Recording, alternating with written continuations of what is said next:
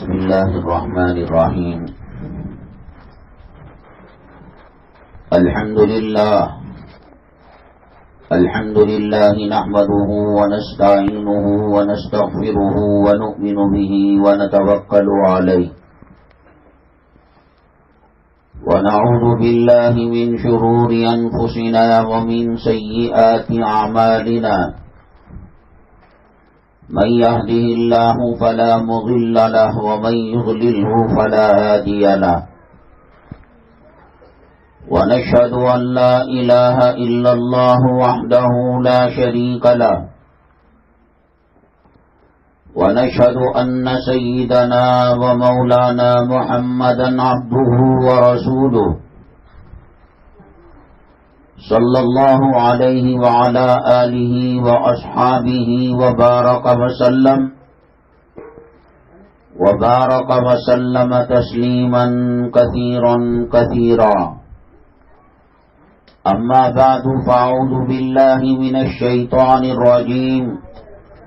بسم الله الرحمن الرحيم. شهر رمضان الذي أنزل فيه القرآن. قال النبي صلى الله عليه وسلم: من قام رمضان إيمانا واحتسابا غفر له ما تقدم من ذنبه، أو كما قال النبي عليه الصلاة والسلام. رب اشرح لي صدري ويسر لي أمري واحلل عقدة من لساني يفقه قولي. اللهم صل على سيدنا مولانا محمد في أول كلامنا. اللهم صل على سيدنا مولانا محمد في أوسط كلامنا. اللهم صل على سيدنا مولانا محمد في آخر كلامنا.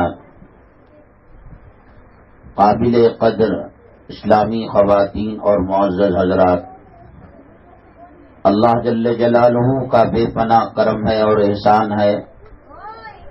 اللہ تبارک تعالی آج ہمیں یہاں دین اسلام کی نسبت سے جمع فرمایا. اللہ تعالی ہمارے جمع ہونے کو، کہنے کو، سننے کو قبول فرمائے اور دنیا اور آخرت میں کامیابی کا ذریعہ اور سبب بنائے. اس وقت پوری دنیا میں اور پورے عالم میں چپے چپے میں مسلمان مظلومیت کی زندگی گزار رہا ہے. ہر طرف سے فتنے، مصائب، آلام، دکھ درد کے طوفان ٹوٹ پڑ رہے ہیں تو مسلمانوں پر پڑ رہے ہیں. اللہ کا کعبہ جس شہر کے اندر ہے، جناب محمد الرسول اللہ صلی اللہ علیہ وسلم کا روضہ مطہرہ جس شہر کے اندر ہے، وہ بھی اسلام کے خلاف اٹھنے والے فتنوں سے بچ نہ سکے. اور ایسی چیزیں سننے میں آ رہی ہیں. ایک غیرت والا، حمیت والا، اسلامی جوش و جذبے والا سنتا ہے تو اللہ سے یہی کہتا ہے کہ کاش اس سے پہلے مجھے موت آ چکی ہوتی. ہاں، اگر کسی کی غیرت مردہ ہو چکی ہو، احساسات اور جذبات سرد پڑ چکے ہوں، ایسے مردہ دل لوگوں کے لیے خیر اور شر میں کوئی تمیز نہیں رہتی. حیا اور بے حیائی میں، حلال و حرام کے اندر فرق ختم ہو جاتا ہے. انسان کو جو بیماریاں ہوتی ہیں ان میں سب سے خطرناک بیماری یہی ہے: لہم قلوب لا یفقہون بہا ولہم اعین لا یبصرون بہا وَلَهُمْ آذَانٌ لَا يَسْمَعُونَ بِهَا. دل ہے، سمجھتے کی صلاحیت ختم ہو چکی ہے. آنکھ ہیں، دیکھنے کی طاقت و قوت ختم ہو چکی ہے. کان سے سننے کی طاقت ختم ہو چکی ہے. اور اللہ نے فرمایا: اولئک کالانعام، یہ جانوروں کی طرح ہیں. نہیں، جانور اپنے مالک کو پہچانتے ہیں، مالک کے ساتھ وفاداری کرتے ہیں۔ 4 دانے کھانے کے کیا ڈال دیے، زندگی بھر تک یہ جانور اپنے مالک کے ساتھ وفاداری کرتے ہیں۔ علماء نے لکھا ہے کہ رات میں گھوڑا کبھی بیٹھ کر سوتا نہیں، آرام نہیں کرتا، اور اس کی وجہ یہ لکھی ہے، نہ جانے میرے مالک کو رات کے کس پہر میں میدان جہاد جانے کا وقت آ جائے اور جنگ میں جانے کا وقت آ جائے۔ اس کی اسی وفاداری کو سامنے رکھ کر، اور وفاداری اللہ نے جو اس کے اندر رکھی ہے، اللہ تبارک تعالی اس کے نام سے ایک سورت ہی بنا دی، والعادیات ضبحا فالموریات قدحا، ان کی قسم کھائی، اور پھر اللہ نے کہا کہ ان الانسان لربہ لکنود، بے شک انسان اپنے رب کے ساتھ نافرمانی کا معاملہ کر رہا ہے۔ بہرحال میری مائیں اور بہنیں، یہ پرفتن ایسا دور چل رہا ہے۔ اللہ کے نبی جناب محمد الرسول اللہ صلی اللہ علیہ وسلم نے فرمایا، ایک وقت حالات ایسے آئیں گے کہ زندہ مسلمان کسی قبر کے اوپر ہاتھ رکھ کر کہے گا، کاش میں اس قبر کے اندر ہوتا اور مر چکا ہوتا، اور یہ حالات میرے آنکھوں کے سامنے نظر نہ آتے۔ آخر اللہ تبارک تعالیٰ کی یہ پسندیدہ امت نبی کریم صلی اللہ علیہ وسلم کے صدقے اور طفیل میں اللہ تبارک تعالیٰ نے امت محمدیہ صلی اللہ علیہ وسلم کا مقام بہت اونچا کیا ہے۔ سیدنا آدم علی نبینا علیہ الصلاۃ والسلام سے لے کر قیامت تک آنے والی نسل انسانی میں اللہ تبارک تعالیٰ نے نبی کریم صلی اللہ علیہ وسلم کے غلام اور بادیوں کا مقام بہت اونچا کیا ہے۔ ایک روایت میں آتا ہے، حضرت سیدنا جبرائیل علیہ الصلاۃ والسلام اللہ کے حکم سے سجدے میں گئے۔ 1 مہینہ 2 مہینہ نہیں، 1 سال 2 سال نہیں، 10 سال 20 سال نہیں، اور 100-200 سال نہیں، ایک سجدہ کیا 70,000 سال تک وہ سجدے میں پڑے رہے۔ اللہ کی تسبیح اور تحمید کو بیان کیا کرتے تھے، اللہ تبارک تعالیٰ کی تعریف کو سجدے میں بیان کیا کرتے تھے۔ جب 70,000 سال کا وقت گزر گیا، اللہ تبارک تعالیٰ نے کہا کہ اے جبرائیل سر اٹھائیے۔ فرشتے جو ہوتے ہیں وہ چاہ کر بھی نافرمانی نہیں کر سکتے، اللہ نے ان کو جیسے بنایا ہے ویسے وہ کرتے رہتے ہیں۔ کسی کو طواف میں لگا دیا تو وہ طواف ہی کریں گے، کسی کو رکوع میں لگا دیا تو وہ رکوع ہی میں رہیں گے، کسی کو سجدے میں لگا دیا تو وہ سجدے ہی میں رہیں گے، کسی کو تلاوت میں اور درود پاک کو آقا کے دربار تک پہنچانے کی ذمہ داری دی، وہ ذمہ داری میں لگے رہیں گے۔ اللہ نے فرمایا، لا یعصون اللہ ما امرہم ویفعلون ما یؤمرون، اور چاہ کر بھی اللہ کی نافرمانی نہیں کر سکتے۔ تو چنانچہ یہ 70,000 سال کا جو سجدہ تھا یہ اللہ تبارک تعالیٰ کے حکم اور آرڈر سے تھا، اور اللہ کے حکم سے جب سر اٹھایا تو حضرت اللہ تبارک تعالیٰ نے حضرت جبرائیل علیہ السلام سے پوچھا، کیا خیال ہے، آپ کیا سمجھتے ہیں؟ جبرائیل علیہ السلام نے کہا، اے اللہ، ایسا لگتا ہے کہ کائنات جو بنے گی، تیری مخلوق جو آئے گی، ان میں اتنا بڑا سجدہ کوئی کرنے والا نہیں ہوگا اور اتنا بڑا ثواب پانے والا کوئی نہیں ہوگا۔ اللہ، یہ فضل آپ نے ہم پر کیا ہے۔ اللہ تبارک تعالیٰ نے حضرت جبرائیل علیہ السلام اور دیگر فرشتوں کو خطاب کرتے ہوئے کہا، میری عزت و جلالت کی قسم، اے جبرائیل، میں پیغمبروں کو قوموں کی ہدایت کے لیے بھیجا کروں گا۔ کم و بیش 1.25 لاکھ انبیاء اور نبی اور رسول اللہ کی جو مخلوق انسان ہیں ان کے اندر آئیں گے، اور آخر میں جناب محمد الرسول اللہ صلی اللہ علیہ وسلم تشریف لائیں گے، اور آپ کی امت ہوگی۔ اس کے بعد کوئی نبی نہیں آئے گا، کوئی نیا رسول نہیں آئے گا، اس قوم کا کوئی صحابی نہیں۔ نبی کے صحابہ تھے اور اولیاء نہیں، ابدال نہیں، اقداب نہیں، پیران پیر رحمت اللہ علیہ نہیں اور خواجہ اجمیری رحمت اللہ علیہ نہیں، بلکہ اس امت کا ایک گنہگار انسان اگر اپنے گناہوں پر شرمندہ ہو کر توبہ کرتے ہوئے کچھ لمحوں کا سجدہ، آپ تو 70,000 سال سجدے میں پڑے رہے، ایک مرتبہ سبحان اللہ کہا، 2 مرتبہ کہا، 3 مرتبہ کہا، اے جبرائیل میری عزت و جلالت کی قسم، تمہارے 70,000 سال کے سجدے کے مقابلے میں وہ جو امتی گنہگار تھا اور توبہ کر سجدے میں گیا، اس کا سجدہ بھاری ہوگا اور آپ کا سجدہ ہلکا ہو جائے گا۔ امت کے فضائل اور امت کی یہ خوبیاں دیکھ کر کبھی بہت سارے انبیاء نے، نبیوں نے، رسولوں نے اللہ تبارک تعالیٰ سے دعا کی، درخواست کی، اے اللہ ہمارے سر پر نبوت و رسالت کا جو تاج سجا ہوا ہے اور ہمیں جو مقام دیا گیا ہے اور ہماری جو فضیلت کو بلند کیا گیا ہے اور بیان کیا گیا ہے، یہ سب آپ لے لیجئے اور آخری پیغمبر جناب محمد الرسول اللہ صلی اللہ علیہ وسلم کی امت میں ہمیں بنا دیجئے۔ اللہ تبارک تعالیٰ نے کسی کی دعا کو نہیں سنا سوائے حضرت عیسیٰ علیہ نبینا علیہ الصلوۃ والسلام کے، کہ ان کی دعا کو اللہ نے قبول کر لیا۔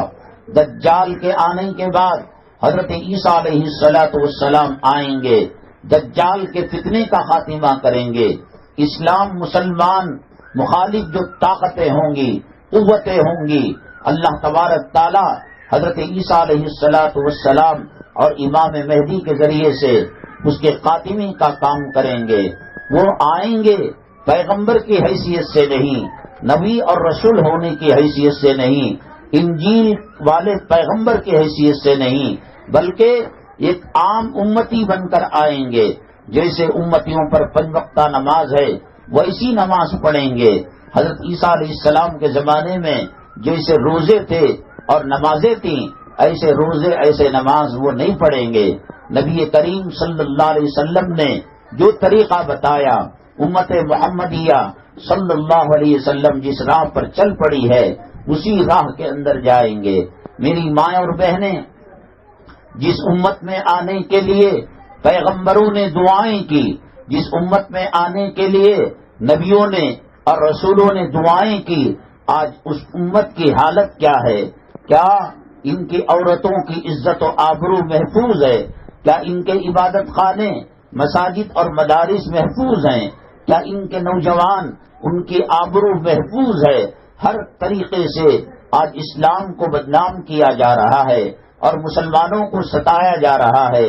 کوئی کہتا ہے کہ حکومت کے نمائندگی میں مسلمانوں کا کوئی خاص حصہ نہیں ہے، ایم ایل اے کم ہیں، ایم پی کم ہیں۔ کوئی کہتا ہے کہ ماڈرن ایجوکیشن، عصری تعلیم، اسکولوں کی تعلیم نہیں ہے، اس وجہ سے مسلمان بچھڑ گیا ہے۔ کوئی کہتا ہے کہ سائنس اور ٹیکنالوجی کے اندر مسلمان بچھڑ گیا ہے اور پیچھے رہ گیا ہے، اس وجہ سے اس کی حالت بدتر ہے۔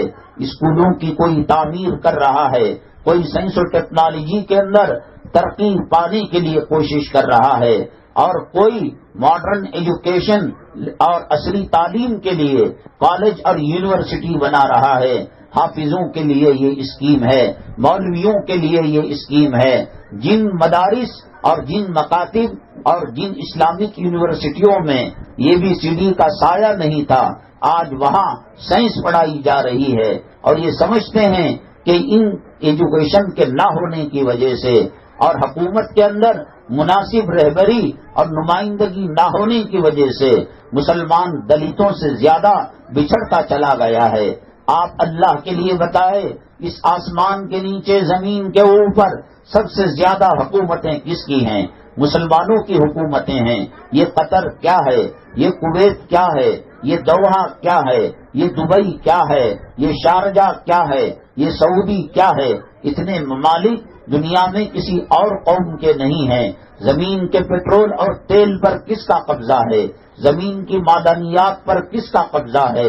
اور زمین سے اگنے والے قیمتی پھل، ڈرائی فروٹ، سیب وغیرہ اس پر کس کا قبضہ ہے، کس میدان کے اندر مسلمان پیچھے ہے، مادی اعتبار سے کالجز ان کے زیادہ ہیں، ایجوکیشن سینٹر ان کے زیادہ ہیں، مال ان کا زیادہ ہے، زمین کے خزانوں پر ان کا قبضہ ہے، تیل اور پیٹرول پر ان کا قبضہ ہے، ممالک 55 سے زیادہ مسلمانوں کے ہیں، لیکن پھر کیوں آج مسلمانوں کی حالت بد سے بدترین ہو رہی ہے؟ اور اس کا نقشہ اللہ کے نبی جناب محمد الرسول اللہ صلی اللہ علیہ وسلم نے 1400 سال پہلے کھینچ کر بتا دیا اور فرمایا دسترخوان کے اوپر مختلف قسم کی نعمتوں کو رکھا گیا ہے اور کچھ لوگ بھوکے ہیں اور وہ بھوکے دسترخوان پر ٹوٹ پڑ رہے ہیں، کوئی روٹی اٹھا رہا ہے، کوئی بریانی اٹھا رہا ہے، کوئی گوشت اٹھا رہا ہے، کوئی سبزی اور میٹھا اٹھا رہا ہے، ایسا لگتا ہے کہ 15-20 دن ان کو بند پنجروں میں رکھ دیا گیا۔ یہی حالت اللہ کے نبی صلی اللہ علیہ وسلم نے فرمائی مسلمانوں کی ہو جائے گی، ہر کوئی ان کو برا سمجھے گا۔ کہاں وہ مسلمان جس کی بات سورج مانا کرتا تھا، کہاں وہ مسلمان جس کی بات ہوائیں مانا کرتی تھیں، کہاں ہے وہ مسلمان جس کی بات دریائے نیل مانا کرتا تھا، کہاں ہے وہ مسلمان جو اپنی نماز کو قضا سے بچانے کے لیے ڈوبتے سورج کو کہا کہ رک جا، وہ سورج رک گیا اور جب دونوں سلام پھیرے تو وہ سورج ڈوبنا شروع ہو گیا۔ حضرت سعد رضی اللہ تعالیٰ جب رومیوں پر حملہ کرنے جا رہے تھے، راستے میں سمندر آ گیا، آپ نے تمام کشتیوں کو آگ لگا دی اور دریا کے اندر گھوڑے دوڑائے۔ کیا دریا میں کوئی راستہ تھا؟ کیا دریا کوئی اور الگ قسم کی تھی؟ وہی دریا تھی، لیکن مسلمان جب اللہ کا ہوا، اللہ کی مخلوق مسلمانوں کی خدمت میں لگی ہوئی تھی۔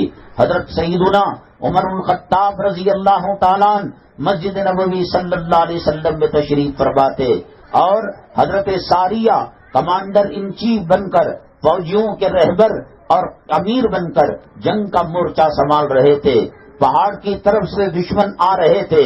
حضرت عمر الخطاب رضی اللہ تعالیٰ عنہ مڑ کر قبلے کی طرف منہ کر کر کہا یا ساریہ الجبل، اے ساریہ پہاڑ کی طرف بھی ذرا دیکھو اور پہاڑ کی طرف مورچہ سنبھالو۔ نہ انٹرنیٹ تھا، نہ بجلی تھی، نہ واکی ٹاکی تھی اور نہ موبائل تھا، نہ STD تھا، نہ کسی قسم کی ٹیکنالوجی تھی۔ یہاں سے وہاں تک ہزاروں میل کے فاصلے کے اوپر یہ پیغام کون تھا لے جانے والا؟ ہوا ہماری تابع تھی۔ ایک مرتبہ نبی کریم جناب محمد الرسول اللہ صلی اللہ علیہ وسلم پہاڑ کے اوپر کھڑے تھے۔ حضرت صدیق اکبر، حضرت عمر الخطاب رضی اللہ تعالیٰ اور دیگر صحابہ کھڑے ہوئے تھے۔ آج مسلمان صحابہ کی عظمت کو جانے نہ جانے، قرآن کی عظمت کو جانے نہ جانے، اسلام کی قدر و قیمت کو جانے نہ جانے۔ جب سے مسلمان استنجا کے لینے والے ڈھیلوں کو عزت کی نگاہ سے دیکھنے لگا اور مٹی پر محنت کرنے لگا، پتھروں پر محنت کرنے لگا اور دنیا میں محنت کرنے لگا اور اس نے اپنا خدا تجوری کو بنا دیا، مال کو بنا دیا، دولت کو بنا دیا، نماز کو چھوڑ دیا، دین کو چھوڑ دیا، قرآن و حدیث کے طریقوں کو چھوڑ دیا، نبی کی سنتوں کو چھوڑ دیا، تو اللہ تعالیٰ کا عذاب اس کے اوپر مسلط ہو گیا۔ اللہ کے نبی جناب محمد الرسول اللہ صلی اللہ علیہ وسلم نے فرمایا ان الدنیا خلقت لکم وانکم خلقتم للآخرہ، اے مسلمانوں ساری دنیا تمہاری غلام بنا کر تمہارے پیروں تلے ڈال دی گئی ہے بشرطے کہ تم آخرت کی تیاری کرو۔ حدیث قدسی میں اللہ تعالیٰ فرماتے ہیں جو بندہ اپنا مقصد آخرت کو بنا لیتا ہے، اس کا اٹھنا، اس کا چلنا، اس کا پھرنا، اس کا سونا، اس کا آرام کرنا، اس کا سفر میں جانا، اس کا اپنے گھر میں رہنا، اس کا معاملہ کرنا سب اعلاء کلمت اللہ کے لیے ہو اور دین کی سربلندی کے لیے ہو۔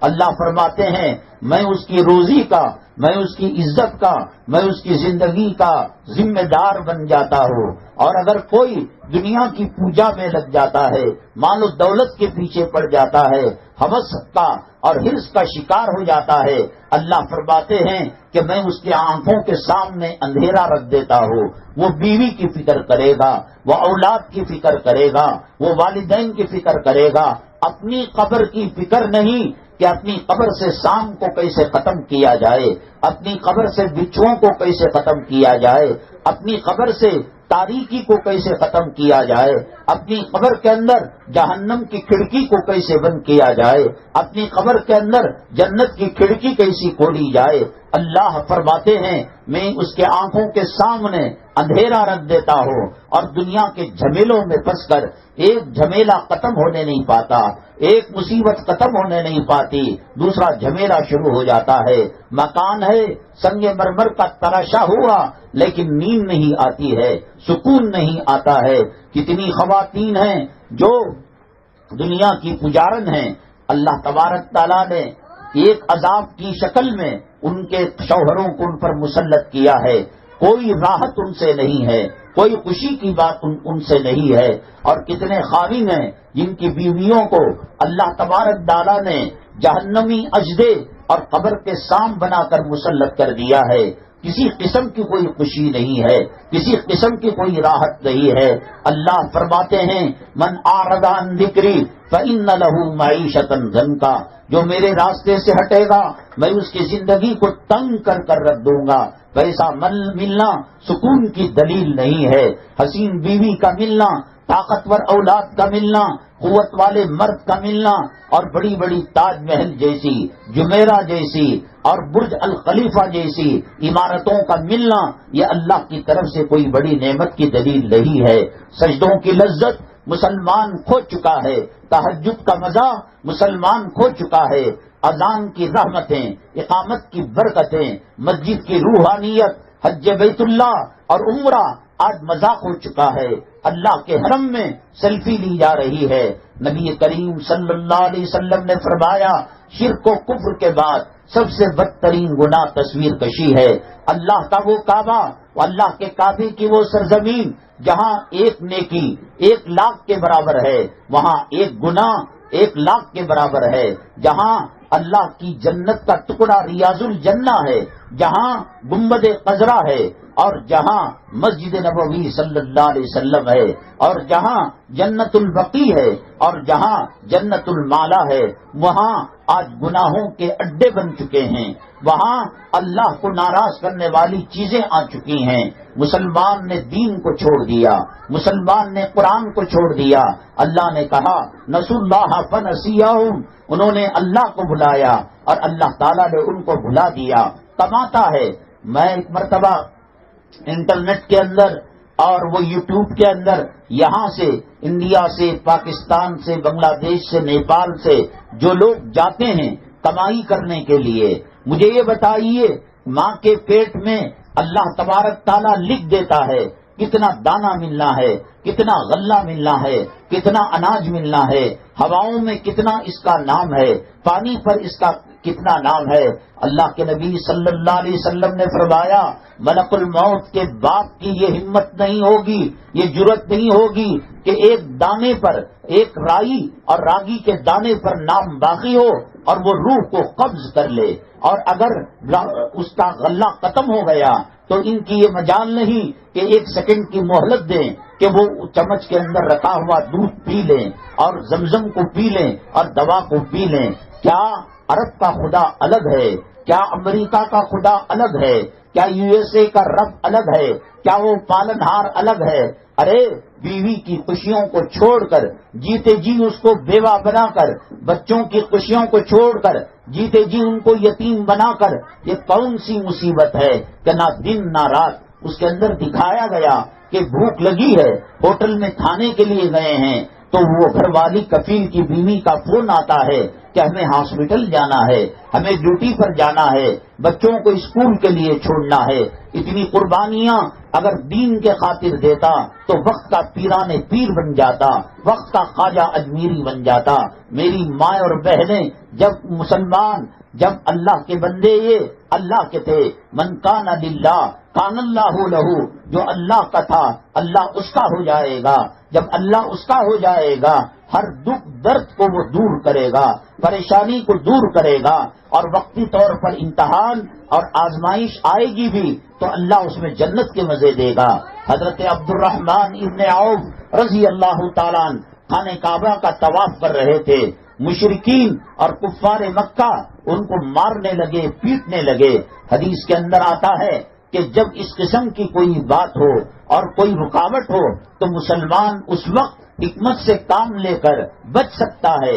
حضرت عبد الرحمن ابن عوف رضی اللہ تعالیٰ عنہ نہ طواف کے چکر کم ہوئے، نہ سورہ رحمان کو ختم کرنے سے پہلے ان کی زبان بند ہوئی، چاہے طواف کے چکر کو بھی پورا کیا اور سورہ رحمان کی تلاوت کو بھی پورا کیا۔ ساتھیوں نے کہا یہ کوئی فرض نماز تھوڑی تھی کہ جس کے اندر سورہ رحمان کو آپ پڑھ رہے تھے اور پورا کرنا ضروری تھا، یہ طواف بعد میں بھی کیا جا سکتا تھا۔ حضرت عبد الرحمن ابن عوف رضی اللہ تعالیٰ عنہ نے فرمایا میں جب تلاوت کرتا، میں جب طواف میں تھا اور لوگ مجھے مارتے، ان ماروں کے اندر مجھے جنت کے مزے آ رہے تھے، جنت کی لذتیں مل رہی تھیں، ایسا محسوس ہوتا تھا کہ جنت کی نہروں کے اندر غوطہ دے کر میں جنت کی نہروں کو پی رہا ہوں۔ وہاں دودھ کی نہر ہوگی، شہد کی نہر ہوگی، مائع مصفا پاک پانی کی نہر ہوگی۔ اللہ تبارک تعالیٰ نیکوکار بندوں کو دنیا میں جنت کے مزے دیتے ہیں۔ جو بے نمازی ہوتا ہے، جو دین سے دور ہوتا ہے، جو قرآن سے دور ہوتا ہے، اس کے بچے اس کو کندھا نہیں دیتے، اس کے بچے اس کی قبر پر فاتحہ پڑھنے کے لائق نہیں ہوتے، ان کی اولاد، ان کی نسلیں مرتے وقت باپ ایڑیاں رگڑ رہا ہوتا ہے اور سکرات کی تکلیف میں ہوتا ہے۔ یہ لوگ آپس میں لڑتے ہیں کہ یہ دکان مجھے ملے گا، یہ مکان تجھے ملے گا۔ نہیں، بہنوں کو کچھ نہیں ملے گا، ان کو شادیوں میں میرے باپ نے دے دیا۔ جب سے یہ دولت کے پجاری ہوئے اللہ کی مدد ہٹ گئی۔ اللہ کے نبی صلی اللہ علیہ وسلم سے صحابہ کرام نے عرض کیا یہ حالت کیوں ہوگی؟ لوگ ٹوٹ کر کیوں دسترخوان پر جھپٹیں گے اور مسلمانوں کا مقام کیوں کم ہو جائے گا؟ اللہ کے نبی صلی اللہ علیہ وسلم نے فرمایا وہن کی بیماری ہو جائے گی۔ صحابہ کرام نے عرض کیا مل وہن یا رسول اللہ، وہن کیا ہے اے اللہ کے نبی صلی اللہ علیہ وسلم؟ آپ نے فرمایا حب الدنیا و کراہیت الموت، دنیا کی محبت، مال کی محبت، اولاد کی محبت، بیوی کی محبت، خاوندوں کی محبت، زمین کی محبت۔ ہر کوئی دیکھو ڈسپلے کے اندر خوبصورت مناظر کو رکھا ہوا ہے، پوتری نواسے بچوں کی تصاویر کو رکھا ہوا ہے۔ اللہ کے نبی صلی اللہ علیہ وسلم فرماتے ہیں جس گھر کے اندر تصویر ہوتی ہے اللہ کی رحمت کے فرشتے نہیں آتے۔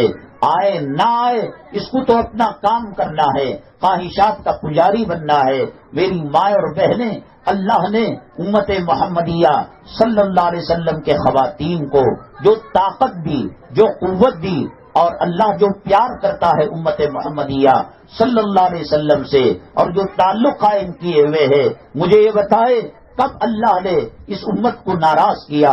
ایک ماں اپنے بچے کو جب جنتی ہے اور پیدا کرتی ہے، کیا اگر اس ماں کو یہ کہا جائے کہ 10 لاکھ روپے دیے جائیں گے، آپ اپنے بچے پر پٹرول چھڑک کر آگ لگا دو، اور آپ کو 20 لاکھ روپے دیے جائیں گے، جانور اور مرغی کو ذبح کرنے کی طرح اس کو ذبح کر دو، آپ کو 50 لاکھ روپے دیے جائیں گے، گرتی ٹہلتی ہوئی کمزور دیوار کو اپنے بچے کے اوپر گرا دو، ماں مرتی مر جائے گی، ارے اس کو ذبح کرنا، اس کو آگ لگانا، اس کے اوپر دیوار گرانا یہ تو بہت دور کی بات ہے۔ اس کو اگر سر میں درد ہوتا ہے، پیٹ میں پیروں میں درد ہوتا ہے، ماں بے چین ہو جاتی ہے۔ ماں کے دل میں محبت ڈالنے والا اللہ ہے، باپ کے دل میں شفقت ڈالنے والا اللہ ہے، مالک کے دل میں غلاموں کی رحمت ڈالنے والا اللہ ہے، بھائیوں کے دل کے اندر محبت ڈالنے والا بہنوں کے تعلق سے اللہ ہے، بہنوں کے دلوں کے اندر محبت ڈالنے والا شفقت ڈالنے والا اللہ ہے۔ پھر وہ اللہ کیوں زلزلے لاتا ہے؟ وہ اللہ کیوں بارشیں لاتا ہے؟ وہ اللہ کیوں سونامی لے آتا ہے؟ پھر وہ اللہ طوفان کیوں لاتا ہے؟ کیا اللہ کو اپنی مخلوق سے پیار نہیں ہے؟ کیا اللہ کو اپنے بندوں سے پیار نہیں ہے؟ اے اللہ تیرے دیے ہوئے رحم کے نتیجے میں اور کرم کے نتیجے میں آج بچوں کی پرورش ہوتی ہے، آج جانوروں کی پرورش ہوتی ہے۔ ایک کتے کو، ایک جانور کو اپنے بچے سے پیار ہوتا ہے اور لاڈ ہوتا ہے۔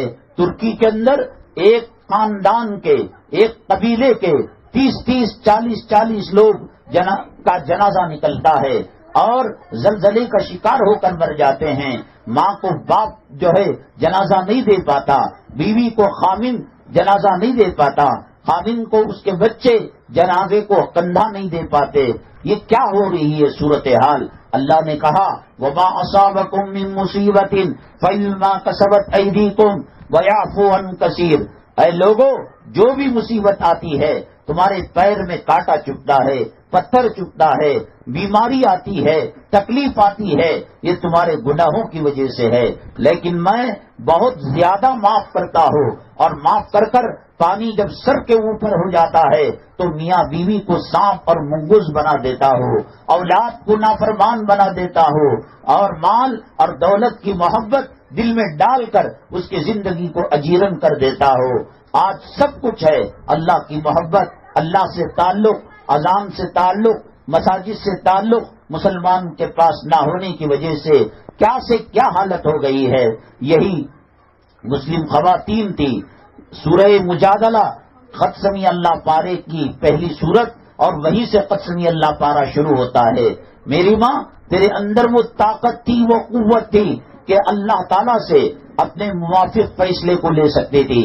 حضرت خولہ رضی اللہ تعالیٰ عنہ آخر عمر کے اندر، بچے جب بڑے ہو گئے، خاوند نے کہا، زہار اس کو کہتے ہیں کہ بیوی کو کوئی کہے تو میری ماں کی طرح ہے.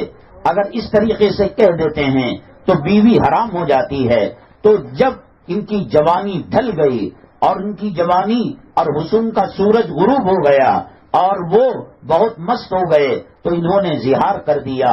حضرت خولہ رضی اللہ تعالیٰ عنہ روتی ہوئی نبی کریم صلی اللہ علیہ وسلم کے دربار میں گئی اور کہا، اے اللہ کے نبی صلی اللہ علیہ وسلم، بہت پریشان ہوں، بہت دکھ میں ہوں، بہت درد میں ہوں.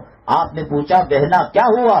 کہا حضرت خولہ رضی اللہ تعالیٰ عنہ کہ میرے خاوند نے مجھے زہار کر دیا ہے.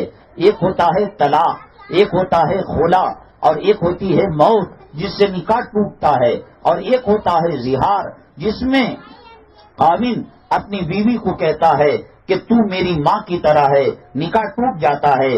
اب تک کوئی حکم قرآن میں زہار کے تعلق سے نہیں آیا تھا، حدیثوں میں اس کا تذکرہ نہیں تھا، صحابہ کی زندگی میں کوئی مسئلہ نہیں تھا.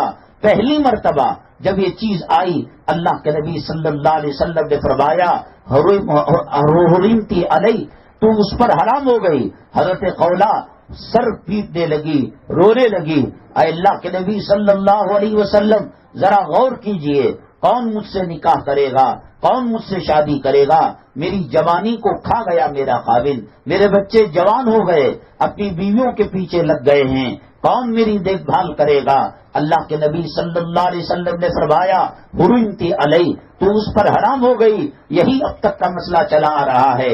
حضرت خولہ رضی اللہ تعالیٰ عنہ سجدے میں گئی، صلاۃ الحاجت نماز پڑھی اور سجدے کے اندر جا کر رونے لگی. اے اللہ، دین کو بنانے والا تو ہے، قرآن کو نازل کرنے والا تو ہے، شریعت کے احکامات کو رد و بدل کرنا یا اس میں پختگی پیدا کرنا یا اس میں نرمی پیدا کرنا اللہ تیرے قبضے قدرت میں ہے. میں بوڑھی ہو چکی ہوں، میری جوانی کا رس ختم ہو چکا ہے، میں معذور ہو چکی ہوں، بڑھاپے کے مرحلے میں میں داخل ہو چکی ہوں. اے اللہ، میرے اوپر رحم کا معاملہ کرنا، کرم کا معاملہ کرنا.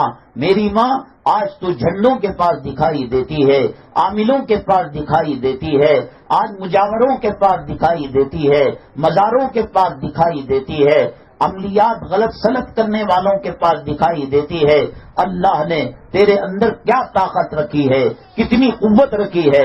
ہماری ماں راہ راست پر آ جائے، صراط مستقیم پر آ جائے، خاوند کی محبت دل سے کرنے لگے، خدمت کرنے لگے اور گھر کو سنوارنے لگے، دین کا ماحول پیدا کرنے لگے. اللہ تبارک تعالیٰ قسمت کو بدل دیتا ہے، احکامات کو بدل دیتا ہے. ابھی یہ رو کر اٹھی نہیں تھی. اللہ کے نبی صلی اللہ علیہ وسلم پر جب وحی آتی، حضرت جبریل علیہ السلام اللہ کا پیغام لاتے تو آپ کے چہرے انور پر پسینہ چمکنے لگتا موتیوں کی طرح، اور جسم میں ایک قسم کی حرکت پیدا ہونے لگتی. امی جان عائشہ صدیقہ رضی اللہ تعالیٰ عنہ نے کہا، خولہ مبارک ہو، نبی پر وحی آ رہی ہے. جبرائیل کوئی پیغام لائے ہوئے ہیں، وہی آتی ہے تو یہ کیفیت آپ کے اوپر پیدا ہوتی ہے۔ حضرت خولہ رضی اللہ تعالیٰ عنہ نے کہا امی جان بات صحیح ہے کہ وہی آ رہی ہے، لیکن وہ میرے موافق ہوگی یا میرے مخالف ہوگی، وہ زہار کو کینسل کرے گی یا زہار کو باقی رکھے گی، اس کا ہمیں کوئی علم نہیں۔ ابھی اللہ کے نبی صلی اللہ علیہ وسلم کی اہلیہ محترمہ امی جان عائشہ صدیقہ رضی اللہ تعالیٰ عنہ سے بات چیت ہو رہی تھی، حضرت جبرائیل علیہ السلام چلے گئے اور وہی کا وہ مرحلہ ختم ہو گیا۔ اللہ کے نبی صلی اللہ علیہ وسلم نے فرمایا خولہ مبارک ہو، مبارک ہو، اللہ نے زہار کو ختم کر دیا ہے۔ اور اگر کوئی زہار کرتا ہے، بیوی کو اماں کی طرح کہتا ہے، تو وہ روزے رکھ کر یا غلام آزاد کر کر اس کا پورا پروسیس قد سمی اللہ کے پارے میں پہلے رکوع میں اللہ نے بیان کر دیا۔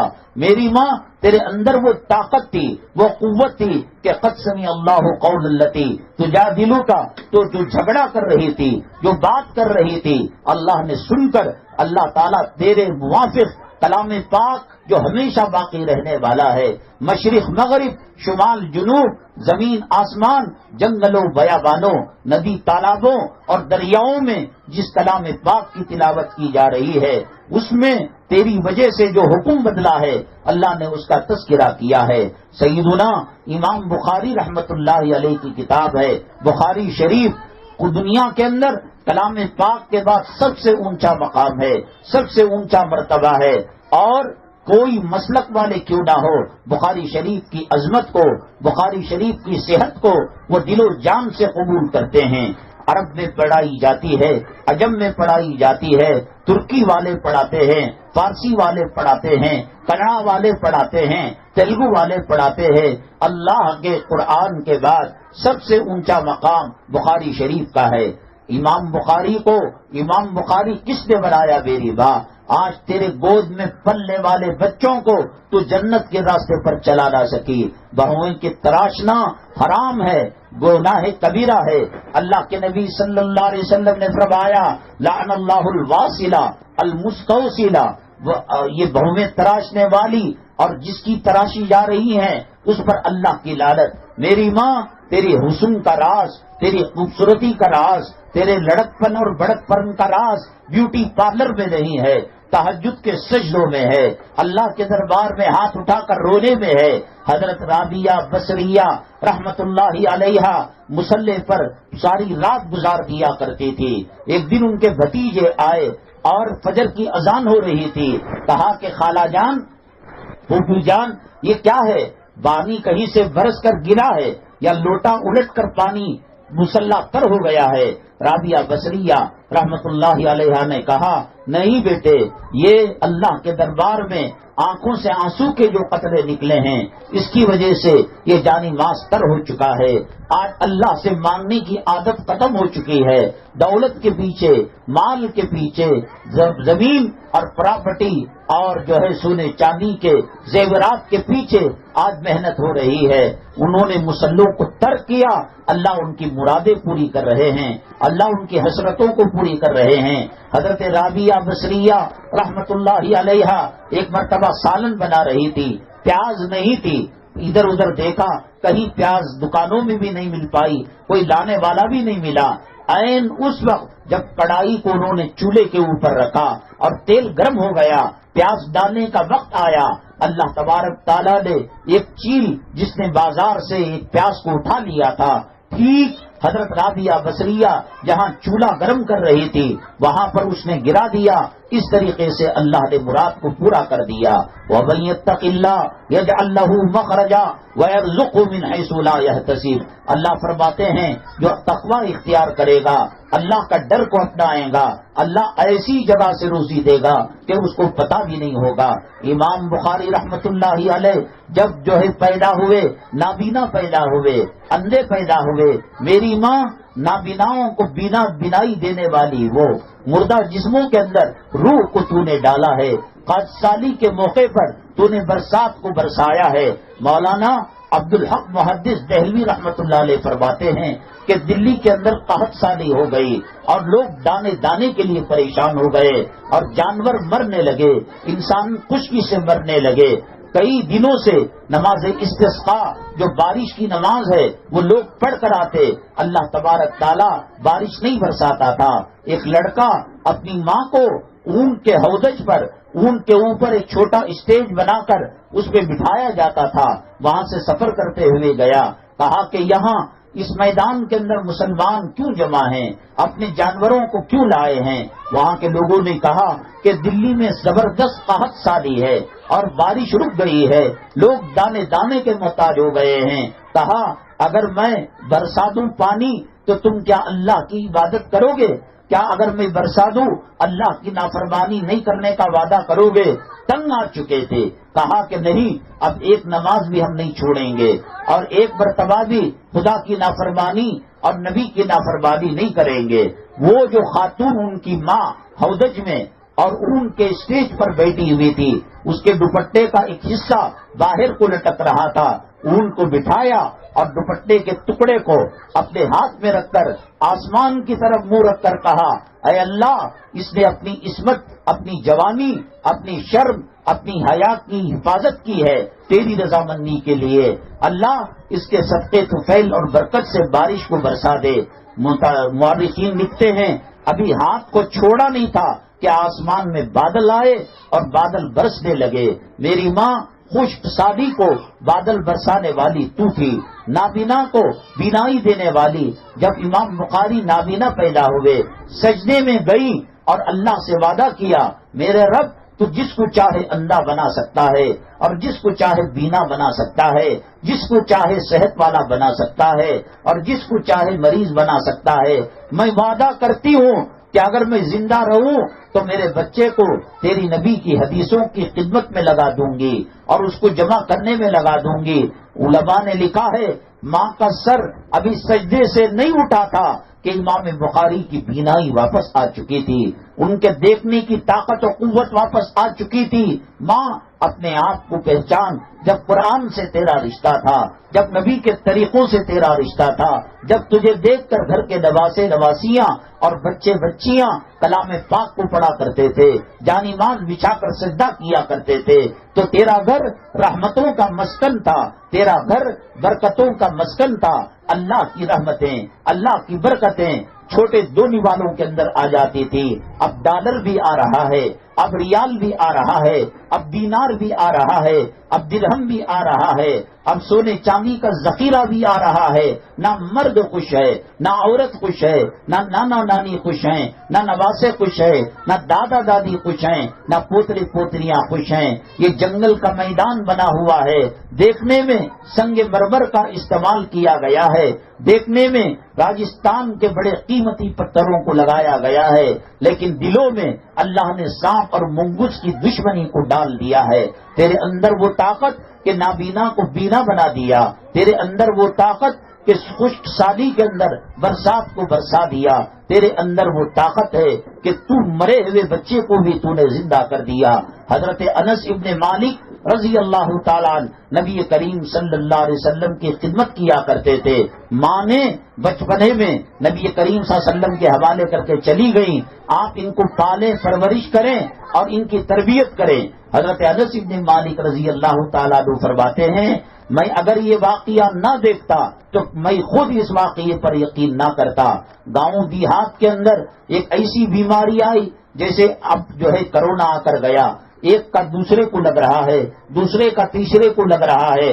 یہ متعدی بیماری ایک گاؤں میں، عرب کے گاؤں میں آئی۔ ماں نے کہا میرا بیٹا الگ ہے، تنہا ہے، لا کر اس کو نبی کریم صلی اللہ علیہ وسلم کے حوالے کر کے چلی گئی۔ حضرت انس رضی اللہ تعالیٰ عنہ فرماتے ہیں میں اور وہ بچہ ہنستے کھیلتے ناچتے کھاتے پیتے نماز پڑھا کرتے تھے، لیکن وہ وبائی مرض اور وہ وبائی بیماری جو گاؤں سے آتے وقت اس کو لگ چکی تھی، ایک دن اس کا انتقال ہو گیا۔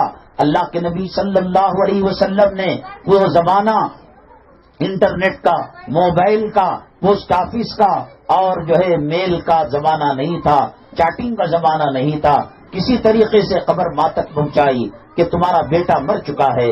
روتی ہوئی آئی اور کفن اڑا دیا گیا تھا اور کفن کی چادر ڈال دی گئی تھی اور قدموں کے پاس بیٹھ گئی اور دعا کرنے لگی، اللہ ایسے 100 بچے تیرے اوپر قربان، تیرے دین کے لیے قربان۔ اللہ یہاں بچے کا مسئلہ نہیں ہے، یہاں میرے گھرانے کا مسئلہ نہیں ہے۔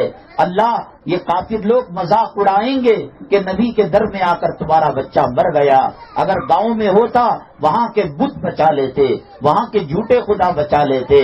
اللہ تیرے دین کی عزت کا مسئلہ ہے، تیرے محبوب صلی اللہ علیہ وسلم کے وقار و عظمت کا مسئلہ ہے۔ حضرت انس رضی اللہ تعالیٰ عنہ فرماتے ہیں کہ ماں کی دعا ابھی ختم ہونے نہیں پائی، کفن میں حرکت ہونے لگی اور بچہ سر سے کفن کو ہٹایا اور کہا کہ امی جان السلام علیکم ورحمۃ اللہ۔ قحط سالی کو تیرے تقوی نے پورا کر دیا اور قحط سالی کی مصیبت کو ٹلا دیا، مرے ہوئے بچے کے اندر روح کو ڈال دیا۔ اور امام بخاری اگر بنا ہے امام بخاری وہ تیرے صدقے میں ہے۔ اللہ کے نبی صلی اللہ علیہ وسلم پر جب پہلی وحی آئی، سردی کا زمانہ تھا، آپ کو گرمی لگ کر اور گرمی میں تڑپ کر پسینہ آ رہا تھا اور آپ فرما رہے تھے زملونی زملونی، مجھے چادر اڑا دو۔ عرب کی گرمی 50 پر 2 ڈگری تک چلی جاتی ہے، چادر تو کیا ایک تاگے کا تن کا بھی زمین کے اوپر جسم کے اوپر بوجھ لگنے لگتا ہے۔ حضرت خدیجہ الکبریٰ رضی اللہ تعالیٰ عنہا نے کہا آپ نے کسی کا برا نہیں چاہا، آپ نے غریبوں کی مدد کی، آپ نے بوجھ والوں کا بوجھ اٹھایا، آپ ہمدردی غم گساری کرنے والے ہیں۔ سب سے پہلے دنیا میں جس نے شان نبوت کو سہارا دیا ماں وہ تو ہی تھی۔ سب سے پہلے جس نے شہادت کے لہو سے گلستان اسلام کو سینچا حضرت زنیرہ حضرت سمیہ کی شکل میں ماں تو ہی تھی۔ معاذ کو پیدا تو نے کیا تھا، معاویہ کو پیدا تو نے کیا تھا، عمر بن خطاب کو پیدا تو نے کیا تھا۔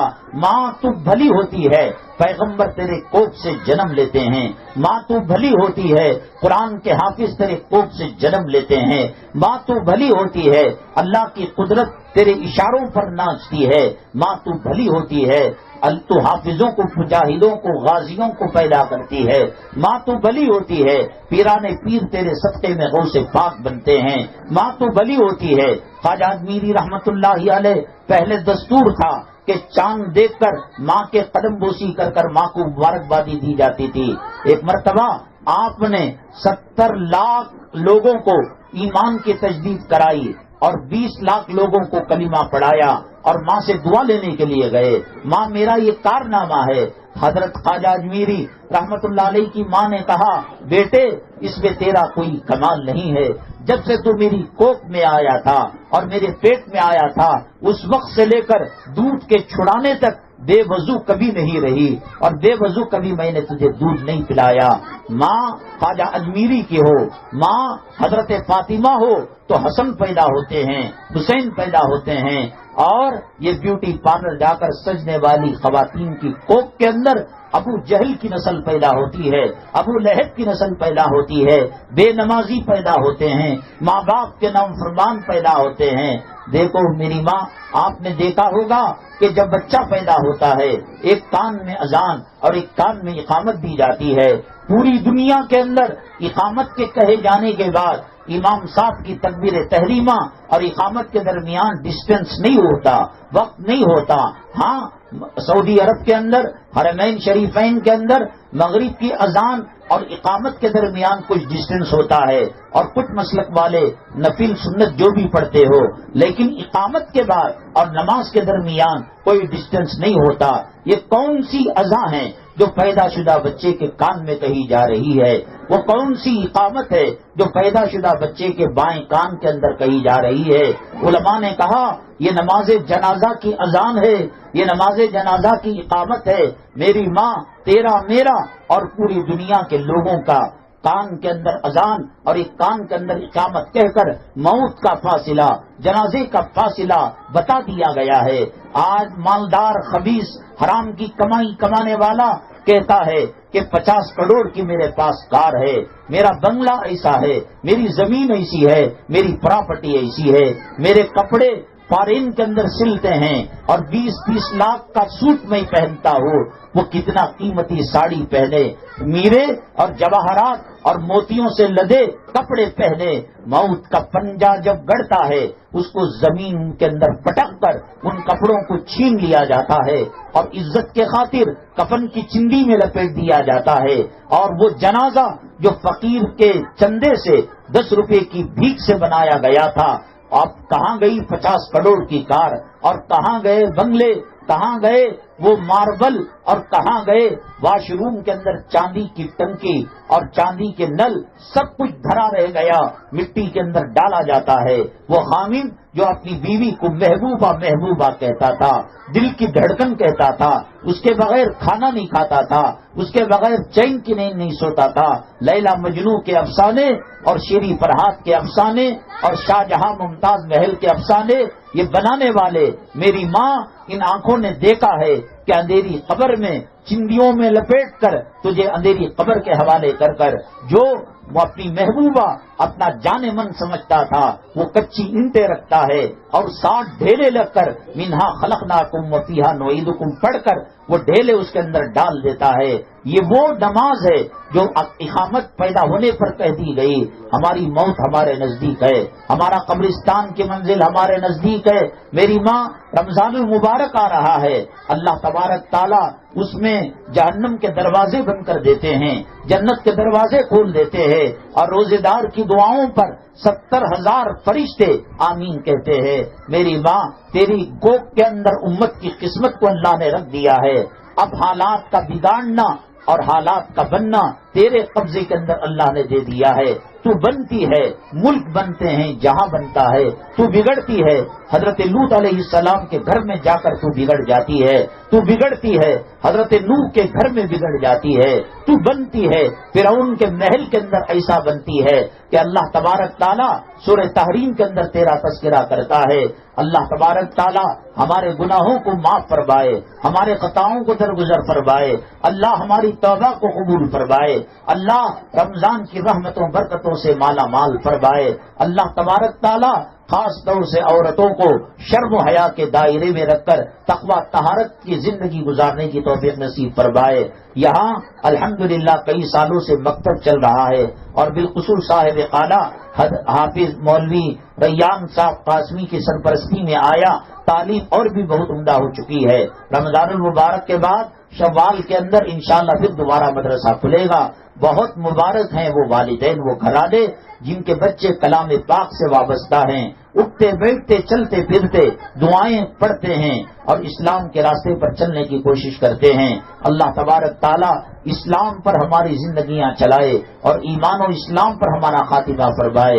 الحمدللہ رب العالمین والصلاة والسلام علی سید المرسلین وعلی آلہ وصحبہ اجمعین ومن تبعہم بإحسان الی یوم الدین۔ اللہم ارحم امت محمد صلی اللہ علیہ وسلم، اللہم اصلح امت محمد صلی اللہ علیہ وسلم، اللہم فرج عن امت محمد صلی اللہ علیہ وسلم۔ سبحان ربک رب العزت عما یصفون وسلام علی المرسلین والحمد للہ رب العالمین۔